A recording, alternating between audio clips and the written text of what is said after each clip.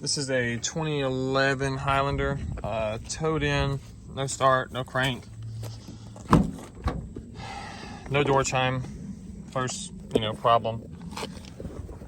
The left light flashes, nothing, brake, no brake, nothing. So I've already looked at this vehicle. This is the ID code box. Gonna unplug it. Oh, it's green, right? It's not gonna start, but it at least comes on now, right? And we can turn it off and plug this back in. Come on. Right. Nothing. So, let's see. Gonna do a quick explanation and then I can show the issue. ID code box, that's what I'm unplugging in there. It is behind the dash, extremely hard to get to. You're supposed to take the dash out, but you can pop it out of there and then just, when you replace it, just zip tie it somewhere else. Don't, obviously, it's not worth taking the dash out. LIN bus, certification ECU is behind the glove box, ID code box behind the dash, steering lock ECU is obviously on the steering column, main body ECU is just the fuse box inside. When you hit the start button, sends you ground to the main body ECU, wakes up the whole LIN bus. The LIN bus never wakes up. None of these modules ever talk to each other because the ID code box is shorting the LIN bus, right?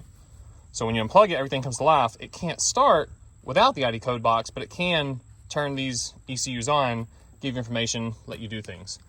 Hopefully I explained that well enough.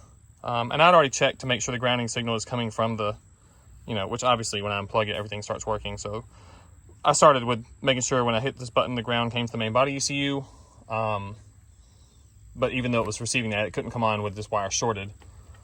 And I can show you how it's shorting, and I can force this car to start. This is gonna be tough, holding my phone here. We've got 2.7 volts on the LIN wire.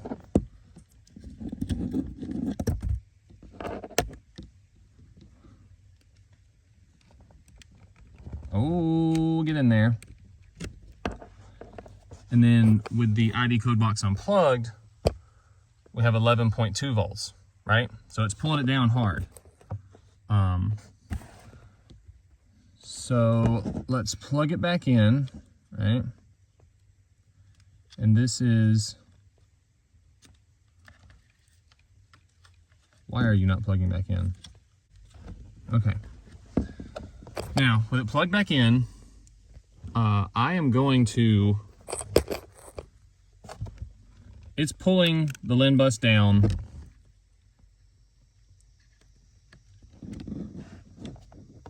So this is shorted and will not let the LIN bus wake up with it plugged in, right? I'm going to shoot power to it, which forces this to wake up. I do not suggest this. This could easily damage any of the other modules on the LIN bus. In this specific application, it is going to work. So, right? Now my voltage is staying higher than it was with it plugged in, right? All right, back up here. All right, shorted out the LIN bus, have a door chime now, right? Green already, hadn't even pushed anything. Vehicle cranks up, runs, right? Would you focus? A little better. So, I'm not gonna focus again. So shorting that out, positive on the LIN bus, forces this module, the ID code box, to act right. But once it goes to sleep again, it's not going to work again. But right now, without shorting it again, I can crank it right back up. So it needs an ID code box. I'll get one, program it, and that'll be it for this vehicle. Okay, a couple things on this video. that I thought I should add here at the end, so it maybe makes more sense. This car came from a junkyard. They also fixed things. This one they couldn't get fixed. They seem to have gotten it from an auction. So I kind of skipped steps here. Diagnostic steps were skipped on this video because it really wasn't a DIY. I'm just showing a very odd and specific issue. But you know, I did the obvious when it came in, make sure I had battery voltage because the switch wasn't doing anything. Move on to missing or blown fuses, missing relays because those are common in auction vehicles. Yes. Missing fuses, missing relays. Either way, then finding out it's a communication issue amongst a few modules.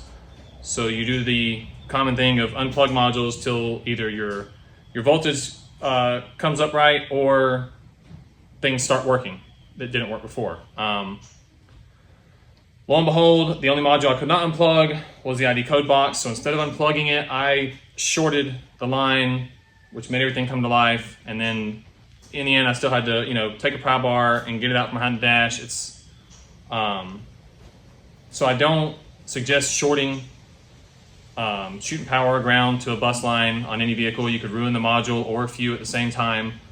But since this is a junkyard vehicle and we have really good relations, they have a plethora of parts on hand. So I didn't care if I fried anything at this point because I didn't want to pull that from behind the dash. You can barely see it. You can't unplug it. It's not screwed in. I don't know if I said that yet. It's not screwed in, it's clipped in, but it is up against the firewall and snapped into the back of the HVAC box and sandwiched when the whole, you know, thing's put together. So pry bar, pop it out. Luckily it didn't break. Pull it around, then it's easy access. And when you replace it, just zip tie it somewhere else. There's no way you're gonna get it back where it goes. And it doesn't have to be there for any specific reason. It's just, that's just where it was. Yeah, that's it. So the only reason I shorted it was because I didn't want to remove it, and then I had to in the end. But everything worked out, so the car's gonna get fixed. They're in the process of getting me a used part now, and that's just what you get sometimes with the junkyard vehicles. So yeah.